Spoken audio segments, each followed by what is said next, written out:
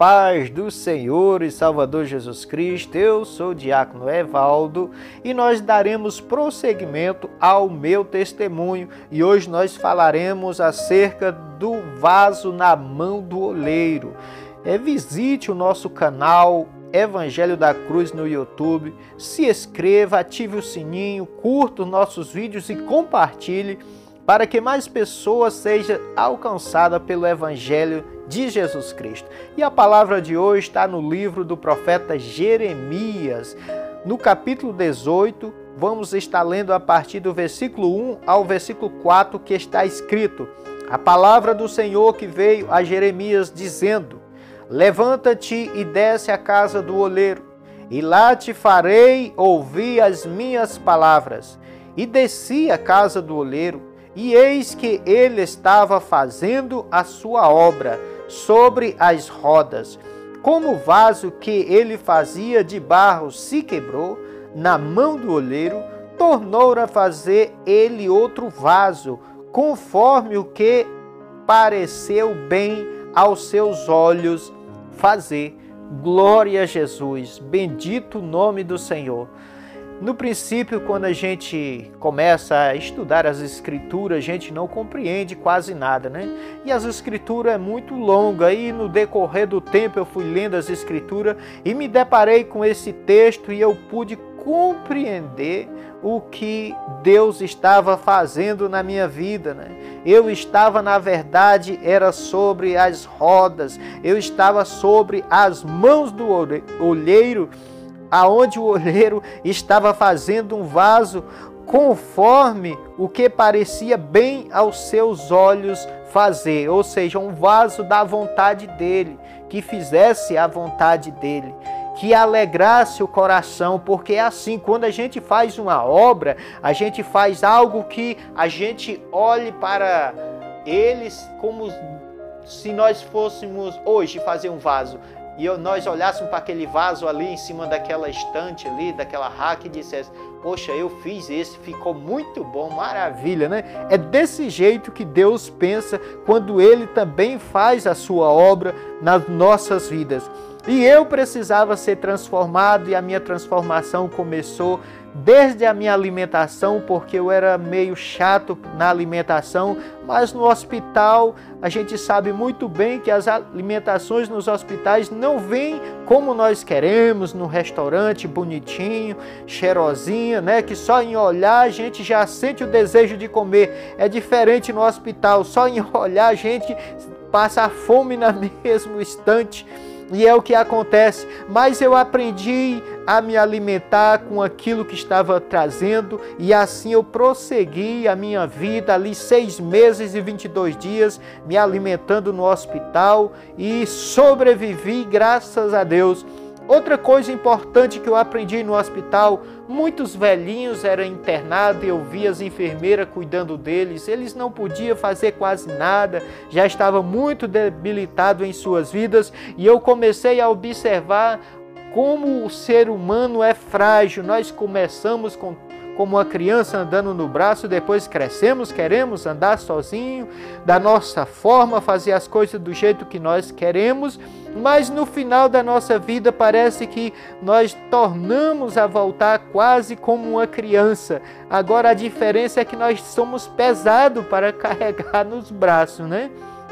Pois é, eu vi isso no hospital e isso me fez refletir como nós somos, como nós vivemos e como nós chegamos muitas vezes no finais de nossos dias. Eu aprendi isso também. E as dores, né, as cirurgias, muitas cirurgias que eu fiz, isso também, essas dores foi me moldando para mim aprender no mundo que nós vivemos, um mundo que ele nos leva a muitas dores, muito sofrimento, muitas aflições, como disse o próprio Jesus, que nós passaríamos aflições nesse mundo, mas que nós tivéssemos bom ânimo, que Ele venceu esse mundo. Então o que acontece? De tudo isso que eu fui passando, eu fui sendo preparado para depois depois que o vaso tivesse pronto, ele suportasse as aflições que eu tinha que enfrentar no meu dia a dia, na pregação do Evangelho, nas batalhas contra as forças das trevas. Eu precisava ser um vaso forte. Então Deus preparou esse vaso.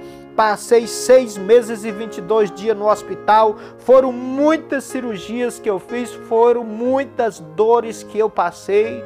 Eu só suportei mesmo porque a graça de Deus estava sobre a minha vida. Então eu fui para casa e chegando em casa, fui para a cama. Continuei nas rodas, nas mãos do olheiro sendo trabalhado. Aí foi que as coisas ficou um pouco mais complicada porque eu não estava mais no hospital, não tinha quem fizesse o meu curativo, porque meu curativo era muito complicado de fazer. Então eu tinha experiência porque eu via como era que eles faziam, então eu continuei fazendo os meus curativos e levantava uma vezinha por dia para ir no banheiro quando tinha necessidade. Louvado seja Deus. E assim foi a minha caminhada, desse jeito, Deus trabalhando, preparando para a obra segundo a sua vontade. E naqueles dias eu passei aí a um hospital chamado Into, no Rio de Janeiro. E esse hospital era complicado porque era difícil deles chamar a gente, a fila era enorme. E eu fui chamado, chegando lá, o homem olhou a minha perna, que eu precisava de mais uma cirurgia, um transplante de osso, porque eu perdi quase 3 centímetros da minha tíbia no acidente. E eu precisava ainda de um transplante de osso. E eu tinha feito a última cirurgia que eu tinha feito de pele, para cobrir o ferimento que estava todo descoberto, do joelho até o tornozelo. E ainda tinha feito mais uma cirurgia, botado uns pinos, tirado os outros ferros mais velhos que tinha. E então fiquei em casa dessa forma. Chegando no Into, o homem olhou a pele da minha perna, a pele estava bem fininha. Ele disse, não tem capacidade de eu fazer um transplante com essa pele fina desse jeito. Se eu fizer, ela vai se rasgar, ela não vai suportar. Fica mais 3 meses em casa, e com 3 meses marcou a data para mim voltar lá de novo. E com 3 meses foi que eu voltei outra vez nesse hospital Into. E no decorrer desses 3 meses eu vi ali a esperança da recuperação da minha perna ir-se embora. Eu vi a pele começar a se soltar. Em vez da pele engrossar como eles esperavam que engrossasse para poder fazer a cirurgia de transplante de osso, a pele começou a se soltar. Saía quando eu fazia o curativo, a carne viva estava aparecendo de novo. Os pinos que estavam na minha perna, a dor estava insuportável, eu estava aguentando mesmo pela graça de Deus. E o olheiro trabalhando na minha vida, trabalhando, as dores eram enormes.